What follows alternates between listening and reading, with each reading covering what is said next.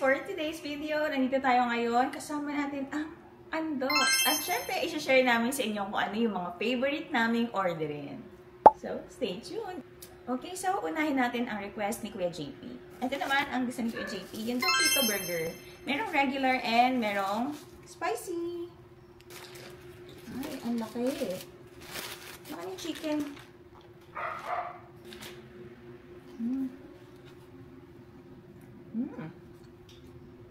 Oh. Next naman, ang nagustuhan ni Daddy, yung Doki Bob. Bago lang to eh. Tapos nung na-try namin, ano na siya, lagi na siya namin ang order. Perfect siya for on the go.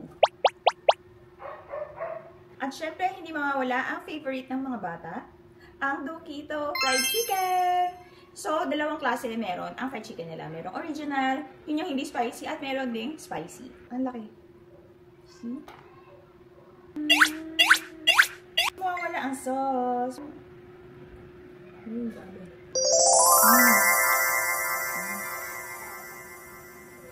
At syempre, ang aking pinaka-paborito, ang Andox Roasted Chicken.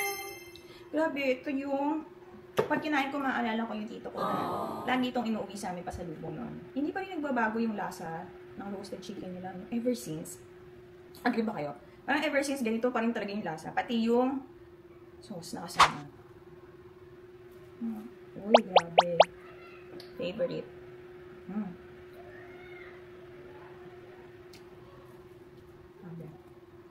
Ang daming nagpa-flashback kapag kinakain ko yung Andox. Kasi naalala ko lahat at kabataan ko. Yung kabataan.